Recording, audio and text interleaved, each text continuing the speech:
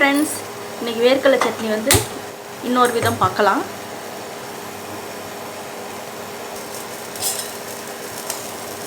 இதுக்கு முன்னாடி ஒரு வீடியோ போட்டிருக்கேம்மா. அது ஒரு விதம், இது ஒரு விதம். நான் ஒவ்வொரு வாட்டியும் ஒரு விதம் போடுறேன்னு சொல்லியிருந்தேன்ல, அந்த மாதிரி. இப்போ வேர்க்கடலையை இந்த எண்ணெய் ஊற்றிட்டு எண்ணெயில் வந்து போட்டுக்கலாம். ஸ்டவ் சிம்மிலேயே வச்சுக்கோங்க, தீஞ்சிராமல் நம்ம வறுக்கணும். அதை சிம்மில் வச்சு வறுத்திங்கன்னா நமக்கு சீக்கிரம் தீயாது. அதுக்காக தான்மா நல்லா நமக்கு வறுபட்டு வரும் வேர்க்கடலை.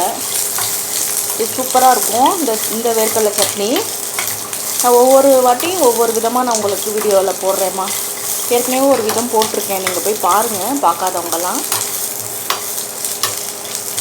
இப்போ பாருங்கள், இந்த ஸ்டேஜில் கொஞ்சோண்டு புளியை வந்து நல்லா நம்ம இது பண்ணிவிட்டு நார் ஓடெல்லாம் இல்லாமல் நம்ம நீட்டாக பார்த்துட்டு கழுவிட்டு அதையும் வந்து இதோடு சேர்த்து வேர்க்கடலை சட்னிக்கு கொஞ்சோண்டு புளி போட்டால் தான்மா நல்லாயிருக்கும்.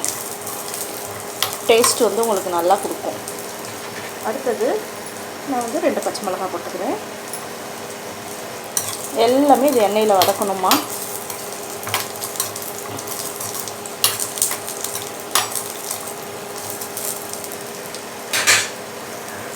இங்கே பாருங்கம்மா, நமக்கு நல்ல வேர்க்கடலை வந்து வறுபட்டுடுச்சு. நான் இப்போ இந்த ஸ்டேஜில் ஸ்டவ் ஆஃப் பண்ணிடுறேன். பார்த்திங்கன்னா தேங்காய் இதோடு சேர்ந்து நம்ம தேங்காவை தாம்மா போட போகிறோம். தேங்காவையும் போட்டுட்டு அவ்வளோதாம்மா. நம்ம இதோடு சேர்த்து உப்பு போட்டு அரைச்சிட்டு வர போகிறோம்.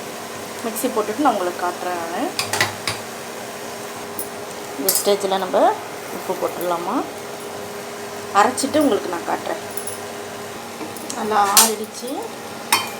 நமக்கு வந்து மிக்ஸிக்கு வந்து போட்டு அரைச்சிட்டு வந்து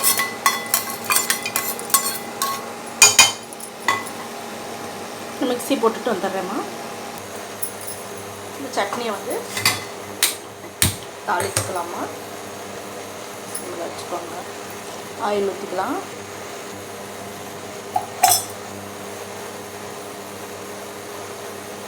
கடுகு போட்டுடலாமா. 2 உளுந்து. அவ்வளோதான், கடுகு உளுந்து போட்டாச்சு. கொஞ்சம் நல்லா வெடிக்கட்டும். கருவேப்பிலையை போட்டுட்டு பெருங்காயத்தை போட்டோன்னா தாளிப்பு முடிஞ்சிடும். பெருங்காயம் போட்டுருவோம். கருவேப்பிலையை போட்டுருவோம். ஸ்டவ் ஆஃப் பண்ணிடலாம்.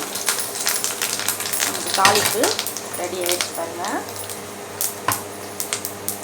இப்போ நம்ம வந்து இந்த சட்னியை இதில் கொட்டிடலாம். இங்கே பாருங்கம்மா, நமக்கு சட்னி இல்லைம்மா. இது வந்து நான் கிண்ணத்தில் போட்டுட்டு நம்ம எவ்வளோ தண்ணி வேணுமோ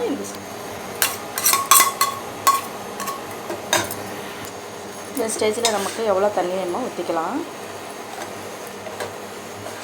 உங்களுக்கு கட்டியாக வேணும்னா கட்டியாக நிப்பாட்டிக்கோங்க. இது பாருங்கள், சூப்பராக நமக்கு ரெடி ஆகிடுச்சு.